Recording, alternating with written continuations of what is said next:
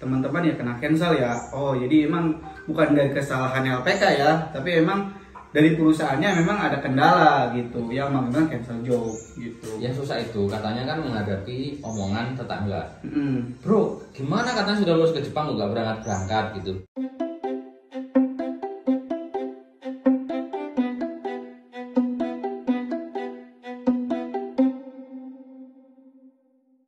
Lagi dengan saya di Jepang. Biasanya itu saya wawancarai siswa yang mau berangkat ke Jepang.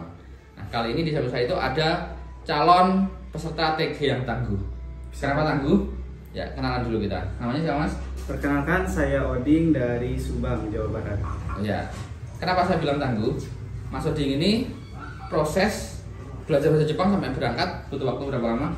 Kurang lebih sih 3 tahun. Karena saya itu pertama kali belajar itu pada zaman Covid ya, tahun 2021. Salah satu kendalanya itu pada saat zaman Covid itu saya kesusahan mengambil tes SSC maupun CFT-nya karena emang menunggu di akhir tahun 2021 bulan Desember baru saya dapat slot gitu. Karena saking tidak ada pembukaan slot di Jakarta karena zaman Covid Jakarta sangat ketat ya Pak gitu. Jadi saya ya harus bersabar lah sampai 6 bulan lebih. Tesnya di mana? Di Jakarta saya. Di Jakarta dapat ya? Iya. Berarti hampir 1 tahun baru lulus tes CFD sama SSW. Iya. Karena bukan karena belajarnya lama, tapi emang ngambil slotnya itu yang lama gitu. Ya, dari situ, dari lulus CSW, tes SSW sama CFD, terus dapat job berapa lama? Kurang lebih itu 3 bulan. Sebenarnya sih 2 bulan. 2 bulan itu pas saat 2 bulan saya dapat perusahaan pertama. Nah, terus saya lolos karena saya yang diinterviewkan itu 6 orang itu. Salah satunya yang 5 orangnya itu Jepang semua, saya cuma newcomer, alhamdulillah saya lolos. Dan ternyata emang pada saat saya taruh kontrak itu saya ada tidak kesukaan dalam sistem perekrutannya. Jadi saya minta izin untuk mengundurkan diri. Oh, mundur. Boleh Gitu. Tapi ada punishment sih, saya ya harus akui ya, saya lakuin nih gitu kan, ada punishmentnya. Terus 1 bulan selang 1 bulan kemudian saya alhamdulillah dapat job juga di bulan 4 April. Langsung setelah itu saya ikut lagi, itu 23 orang yang direkrut, 13 orang yang diterima, salah satunya saya. Oke, itu 2022 bulan April. Sekarang ini Desember 2023, hampir 2024. Nah, dari proses dapat job TG ya, sampai sekarang kan butuh waktu 2 tahun. Gimana itu perasaannya? Tetap menunggu sabar. Sementara di luar sana itu banyak teman-teman yang baru 6 bulan. Wah, ini gimana ya? Takutnya cancel gitu. Apakah nggak khawatir di cancel? Nah, kalau cancel sih saya di awal sih emang pertama kan dijanjikan perusahaan itu berangkat tuh bulan 9 tahun 2022. Oke. Nah, terus ternyata pada saat itu mungkin ada beberapa kendala, kita follow up terus ke TSK karena betul saya langsung ke TSK. Oh, jadi jalur mandiri ya? Jalur mandiri saya TSK. TSK katanya nanti sedang diprogres, lambat laun tiap bulan kita follow up sama rekan-rekan juga karena 13 orang itu.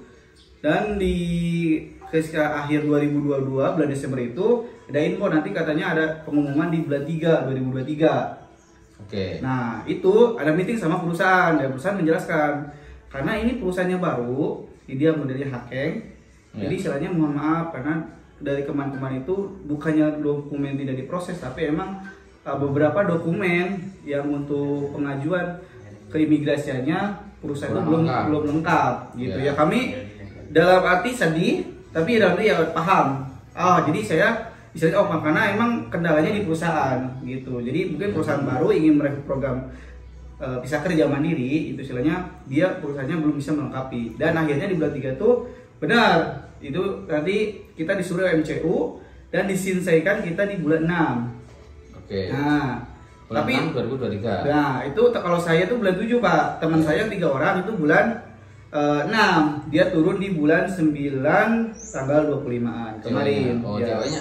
Berarti setelah menunggu 1,5 tahun, ceweknya keluar. Masalahnya adalah untuk perusahaan itu untuk mendapatkan izin mengambil orang dari luar negeri itu kan ada syarat-syaratnya ya.